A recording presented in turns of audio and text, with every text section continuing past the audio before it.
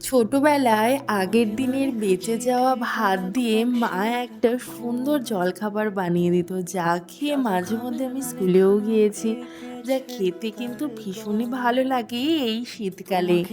বানানো কিন্তু ভীষণই সহজ আর খেতে তো জাস্ট ফাটাফাটি হয়। সামান্য তেলে জিরে, কাঁচা লঙ্কা, সামান্য রসুন, পেঁয়াজ, সামান্য কাঁচা লঙ্কা, একটু হলুদ, লবণ দিয়ে আগের দিনের ভাত দিয়ে বেশ হালকা, হালকা ঝাল, ঝাল করে এই ভাত ভাজা, যারা খেয়েছো বা খাও তারা জানো যে এটার কি স্বাদ। যারা খাওনি বলব একবার হলেও বাড়িতে বানিয়ে দেখো। আর নামানোর আগে অবশ্যই একটু ধনেপাতা দিতে পারো, যা কিনা একদমই অপশনাল। আর তার সাথে যদি থাকে গরম ডিম ভাজা, কাঁচা পেঁয়াজ, উফ!